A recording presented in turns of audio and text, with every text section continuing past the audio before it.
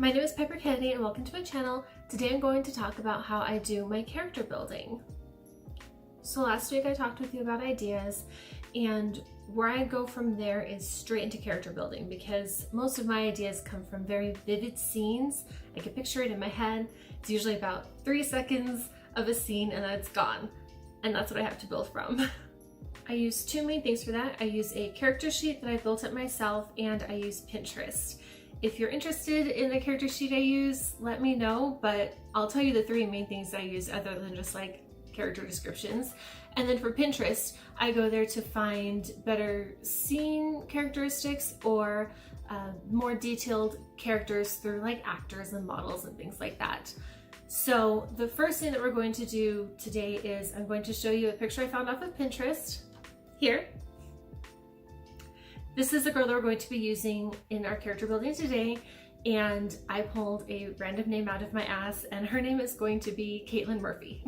This character isn't in the current story that I'm writing, but we're going to flesh her out, make an example of her. So now that we've found a picture on Pinterest of the likeness of this character we've got going in our heads, we're going to start building a character sheet. And obviously the first thing that you're going to do is write down all the basic character descriptions: hair, eyes, height, weight, etc. And then from there, I go into kind of my deeper set of the character sheet. My three main things that I put on there are their Myers Briggs personality type, their Zodiac sign, and their birthday. And I'll share with you why. The first thing that we're going to do for Caitlin Murphy is give her the Myers Briggs personality type. Now, you don't have to take the test for every character you've ever written ever. That would take a lifetime. But there's a lot of infographics that you can find on Pinterest. I have my Pinterest link down below, and I have a folder called character creation or character profiles, something like that. And in there, I have all the different infographics that I've saved that help me build up characters. So there's a lot of different type of infographics that you can use. I like to use the Disney one, but for here, what we're going to do is scroll through them, look at the base pros and cons personality types, and decide if that's the kind of character that this person should be. So for Caitlin, she's going to be a main character in this scenario, so I want her to be kind of a natural born leader type. So I'm going to pick ENTJ for her, which is the field marshal personality type, which has the main basic characteristics of being strategic, ambitious, and focused.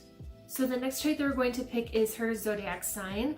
I find that it's easier for me to pick the Zodiac sign before the birthday because the birthday traits are super specific to every day, and I've come across a lot of times where I pick a birthday, I like those traits, but the Zodiac sign that it's in doesn't quite jive with the character that I'm got in my head that I'm trying to build. So we're going to do Zodiac sign first. And for Caitlin, we're going to pick Aries. So since she's our main character, I want her to be kick-ass and I want her to be driven. And we could double down on the leadership aspects and make her a Leo, but I'm going with Aries because there's a lot of kind of adjacent traits that go with the ENTJ, and there's negative traits in there that I think I can really use. The infographic that I use is in my Pinterest again, but I'm going to read from the script here so I don't get it wrong. There's a lot of personality traits in here, like being adventurous, pioneering, courageous, foolhardy, and impulsive. So because I'm putting ENTJ and Aries together, I get somebody who is a leader, who's going to take people into her decisions with her, who's just ready to make decisions and is going to go for it, but she's also foolhardy and impulsive. So there leaves a lot of wiggle room for her to make really terrible decisions and to still go at it head on. And it gives me a lot of space for making more interesting storylines with this character instead of just having her be a great leader all the time. She's super awesome and that's it. So now that we've decided to make Caitlin an Aries, we're going to pick her birthday. And there's a very specific reason why I'm so into birthdays. There's a book, a very big book, and a website called The Secret Language of Birthdays. Here's a picture of what the book looks like here.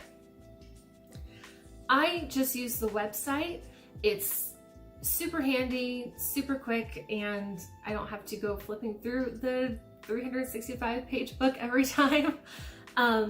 But with each birthday, the idea is that there's specific traits and characteristics associated with that. So I use it as just another chance to get deeper into the character that I'm wanting to create.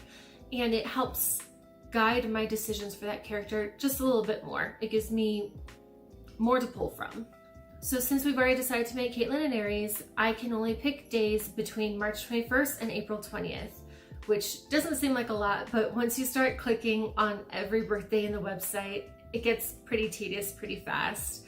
And when I'm looking through all of these birth dates, the best one that I found for the kind of leader, main character, go-getter personality that I want Caitlin to have was April 11th.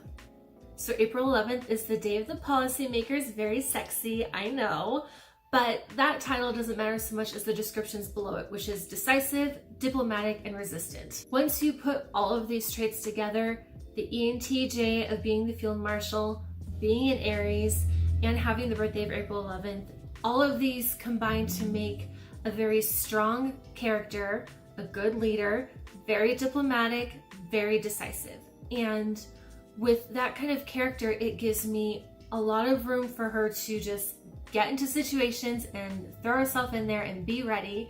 But it also leaves me room for her to make some really bad decisions and to really commit to those bad decisions, which can make for an interesting story. So that's the basics of how I start building a character from scratch. I take the character from the scene in my head and I just start throwing personality traits at them and seeing kind of what sticks with the vibe of the scene that I pictured. There's a little bit more that goes into it, like picking their career and their family members and what their home life looks like, but a lot of that has to do with the environment that we're building too. So once I have a base character, then I can start, for me, building the world around her and figuring out what world is she in, what does it look like, is it modern, is it fantasy, is it dystopian, and what kind of plot does that scene have to do with? Is it something that I can build from? Is that a main catalyst, or is that the inciting incident? There's a lot of thinking that goes into starting a story. There's a lot of it just being up in your head and literally nowhere else. The particular story that I'm starting, I think next week I'm going to start writing it.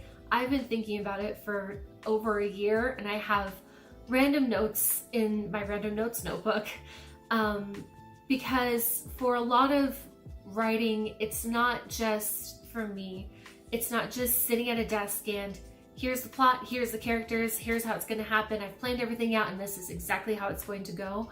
A lot of it for me is I get a scene and then I have to set it in the back of my brain and say, okay, where is that going to take us? Let's listen to random music or watch different movies or play video games or do other things to kind of get my creative brain going and see where it takes me, and just keep building on little bits, adding different little scenes with the particular character. In this case, Caitlin. Now that I have all of this build out for Caitlin, I have a kind of base thought on her personality. Now I can think, well, if this happened, what would Caitlin do? If I put her in this situation, where would that take the story? So a lot of the brainstorming before the writing is mental, and a lot of it for me requires writing down everything. Just like I said last week, if I think it, I write it down. If it's not good, I won't keep it. But for the most part, it helps me generate things. Even if I don't have a good idea and I write it down, maybe I can tweak it a little and it'll become a better idea. And knowing my characters, knowing their personality types, their birthdays, their zodiacs, all of that helps me form the plot around them.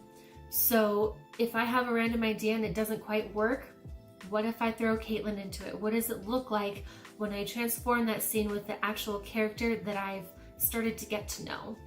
That's it for today's video. Hopefully you found that helpful. I'll link my Pinterest down below, and like I said, let me know if you want that character sheet. It's pretty basic. Those are the three main unique things on there. But I hope you have a great rest of your weekend, and I'll see you on Wednesday. Bye! Oh, I forgot to talk about the blizzard. Here's a picture of the blizzard. Oh my god. Like, we get blizzards in Colorado, but that was rough.